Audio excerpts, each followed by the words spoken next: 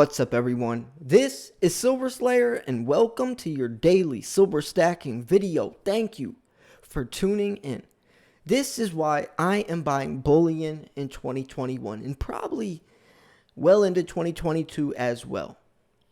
I think it's safe to say that spot price versus the physical price of silver is completely detached, and that's because silver is scarce.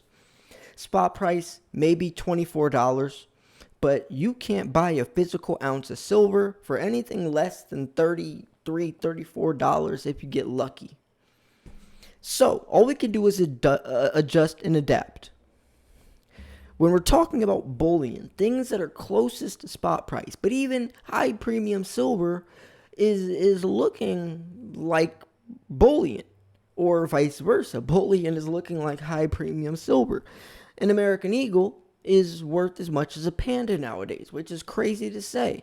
Even a generic round has $10, $11, $12 premiums. So my advice, and this is what I'm going to be doing, is just buying 10-ounce bars, but generic bars, sunshine mint bars, because you get the biggest bang for your buck. When you buy in bulk, you get the premium for one item. If you were going to buy 10 individual generic rounds, you're paying 10 premiums because they have to stamp and cast.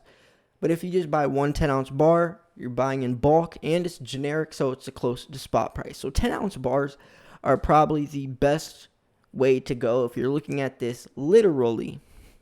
There are some benefits that come with coins compared to rounds, but at the end of the day, if you are buying silver for the metal content, which 99% of us are, then it shouldn't matter how pretty the coin looks. We're just trying to get that metal that is so widely needed and so vastly scarce. But I do want to pass the question on to you. Are you buying bullion, or are you diversifying into high premium silver? Are you buying gold? I just made a video yesterday or last night talking about why or if you should buy gold, or if gold's a bad investment. Very informational and very entertaining video, to say the least. Highly recommend you check that out as well. So when we're talking about bullion, what are the options? Which direction should we go, Silver Slayer? Well, I mentioned generic rounds, but there's another one that is very, very overlooked, and especially nowadays shouldn't be. People need to talk about junk silver more. Constitutional silver. Close to spot price. You can get it at your local coin shop for very good prices. And it's a piece of American history. They don't make it anymore. And it's government backed. And it's fractional silver. So, pre-1965 silver, they don't make it anymore. So as the years go by, less and less are going to be in circulation. They're going to be harder to find, meaning that they're almost going to grow a numismatic value like Morgan silver dollars, because Morgans were stopped being minted in 1921, so they have a 40-year, they have a 40-year head start. But it gives you the idea that in 40 years from now, junk silver is going to be kind of like Morgans, where there's premiums because there's numismatic value. People want to collect them. It's a piece of American history. There's even key dates, but it's most importantly fractional for bartering. People love the idea of the preppers, right? The SHT. Those people, they buy fractional silver. They buy fractionals because if you're going to trade something, especially if 1 ounce of silver, the value goes up high, and you want to barter or trade something for something that's not worth an ounce, what are you going to do? Take a chainsaw to your 1 ounce eagle and cut it in half? What are you going to do? That's why you need fractionals. It's like change in the real world. If you're trying to buy a pack of gum for 25 cents and all you have is a dollar bill, what are you going to do? Rip that dollar bill into fourths? I mean, that's not how it works. Fractional silver is beneficial for many reasons. So that's definitely one of the many things I'm going to be focusing on is 10-ounce generic bars, fractionals, but also tubes of generic rounds. Depending upon where, because remember, the holidays are coming up, so coins are always the better is a better play. I mean, government-backed coins are always a better play. If you can get your hands on some American Eagles or Britannias or any of those types of coins, kookaburras, koalas, if you can get your hands on those for a relatively good price, take that all day. But especially for a beginner, if you're just trying to add ounces to your stack, then just buy the silver. Who cares how pretty it is? If you take your coin if you take your panda to your local coin shop, okay, let's put it like this. Let's say you have a 1 ounce American Eagle in your left hand and a Chinese panda in your right hand. One of these coins you paid way more for, which is the panda. Go into your local coin shop and you ask him how much would he pay you for each one of these coins. He's going to look at spot price and say, I'll give you $2 over spot. And you're going to go, wait, I paid way more for this panda than this eagle, and I paid way more than $2 over spot for both of these coins. He's going to say, I don't care how pretty or rare that coin is. I'm buying the 1 ounce inside of it, not how pretty it looks. And he has to resell that coin for a profit as well. They go by spot price. But local coin shops are in a very awkward phase because nowadays online, since silver is scarce, premiums are gapping at rapidly fast paces. Local coin shops aren't, though. So they're in a tight situation. They always go by spot price. Local coin shops go by spot price, but spot price in the silver world nowadays is a lot different. It's detached from spot price. The physical price is. So I'm curious to see where they head with that. Now, before we keep going on in this video, I do want to mention something from our sponsor. Have you ever wanted to express your love for precious metals and look fashionable doing so? Well, look no further because AG47 Apparel has given you that opportunity. It's a clothing line designed for silver stackers by a silver stacker, which is me, yours truly. I designed all of these things, lots of different types of clothes. We have the Game Over shirt. We have the Stack Silver shirt, slightly skeptical because we all should be. Shirts that say the dollar is worthless. We have even the Got Silver shirt, like the Got Milk. Tons of different products, all good quality, very affordable pricing. And yeah, I mean, if you want to support a silver stacker, which is me, this isn't my merch. Silver Slayer is not on any of this. You're never going to see that. This is just merch for silver stackers. This is a clothing line for silver stackers by a silver stacker.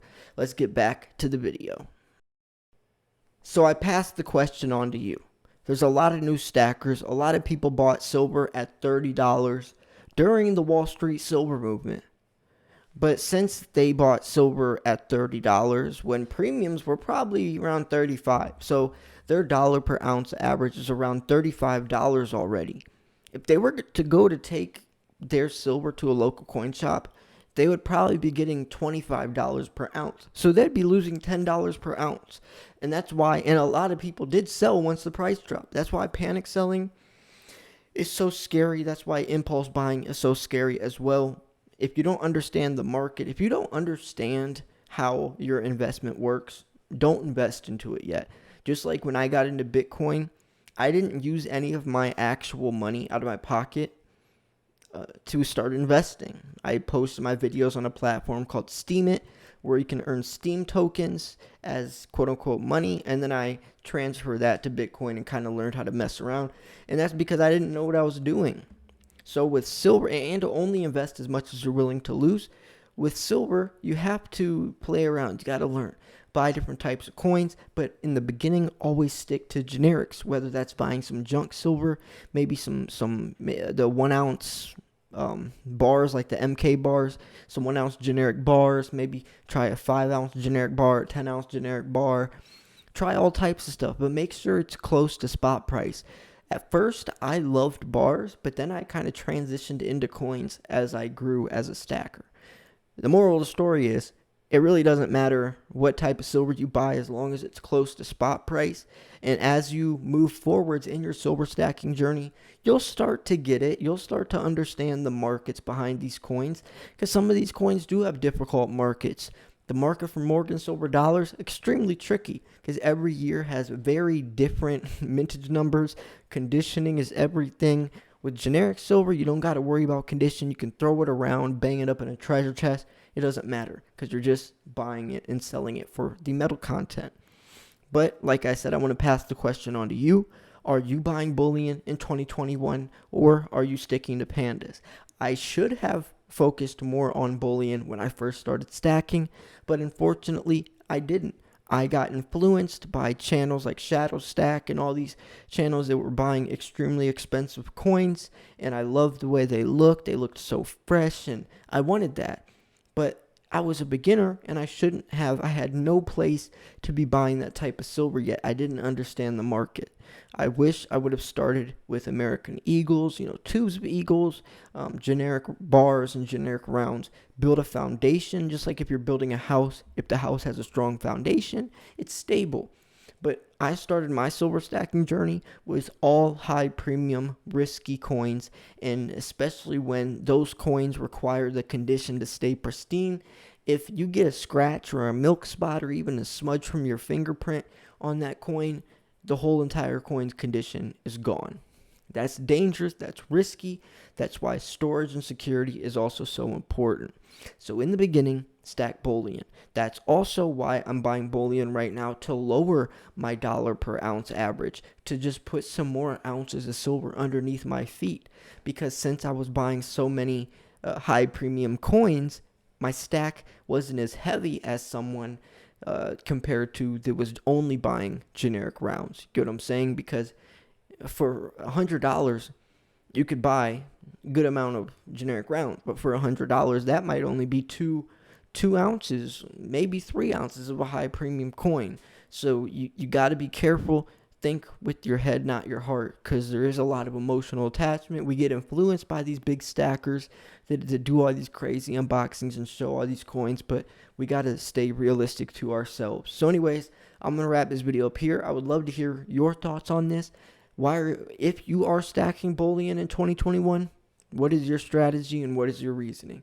Also, make sure to check out slayersmerch.com if you want to if you want to express your love for precious metals in a fashionable way. Also, make sure you subscribe because I'm doing a 50K giveaway. Thanks for tuning in. This is Silver Slayer. I'll see you guys soon. Peace.